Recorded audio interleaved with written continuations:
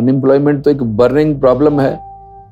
अब आप कहो कि मैं आपके कैमरे के सामने कह दूं कि मैं आते ही सबको एम्प्लॉयमेंट दे दूंगा, तो मैं अंधेरे में तीर मारने वाले कार्यकर्ताओं में से नहीं हूं। The Himachali Podcast, powered by Lima Smart TV। इस कांगड़ा लोकसभा सीट की आपको कौन कौन से मेन मुद्दे लगते हैं? पर्यटन की दृष्टि से बहुत अच्छे अच्छे स्थान है, बड़े वर्जिन प्लेसेस हैं। मैं तो पूरा पहले भी घूमा हूं, आज भी घूम रहा हूं। ऐसे ऐसे स्थान है, यदि आप वहां टूरिस्ट को पहुंचा दो, वो 10-15 दिन वहां से निकलने वाले नहीं है। जैसे कि उनको आप अगर चंबा से ऊपर आप जरा जाइए, साच पास के आसपास बैरागढ़ जाइए, आप देखिए चिनैनी जोत जो है वो देखिए, फिर ये सामने धौलाधार देखिए।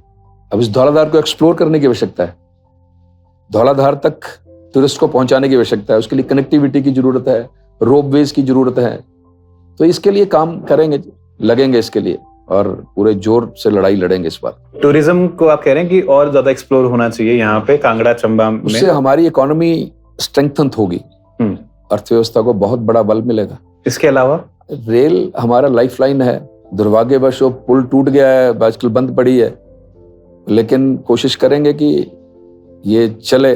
अनएम्प्लॉयमेंट को आप मुद्दा नहीं मानते? अनएम्प्लॉयमेंट तो एक बर्निंग प्रॉब्लम है।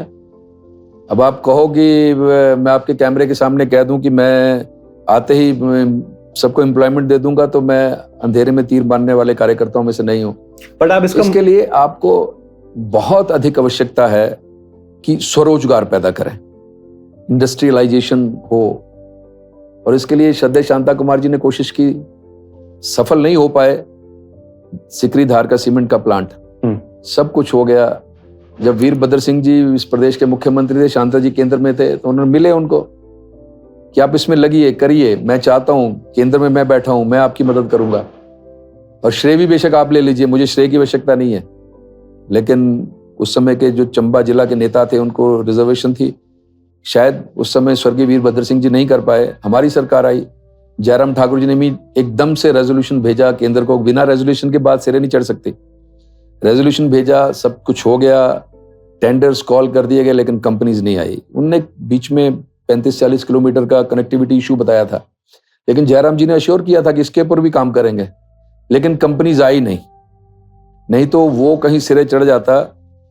तो वहां के पत्थर की क्वालिटी इतनी जबरदस्त है जो बरमाणा और दाड़ला घाट में नहीं है, और वो भी शांता कुमार जी के कार्यकाल में लगा है।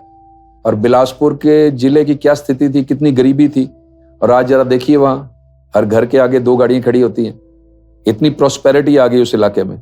वैसे ही दाड़ला घाट में, तो वैसे ही वो करना चाहते थे चंबा के लिए, लेकिन कहते ना प्रयत्न करते रहना चाहिए। आप प्रयत्न करेंगे इस पे? हाँ, बिल्कुल लगेंगे।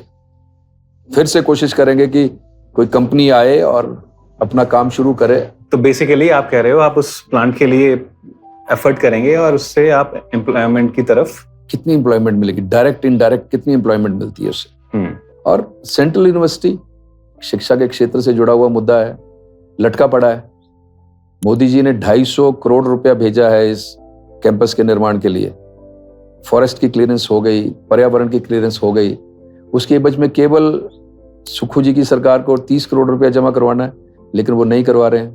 फिर सब रुका पड़ा है, सब ठप पड़ा है। नहीं, ठप तो पड़ा है, बट आप उसमें आप अपना क्या, आपको क्या लगता है कि किस तरीके से आप इन चीजों को आगे लेके जाएंगे? नहीं, इसको करेंगे, लड़ाई लड़ेंगे इसकी। खैर, लड़ाई लड़ने में तो आप हैं, एक्सपर्ट हैं, आपने जेल भी काटी है उस चीज के लिए। The Himachali Podcast, powered by Lima Smart TV।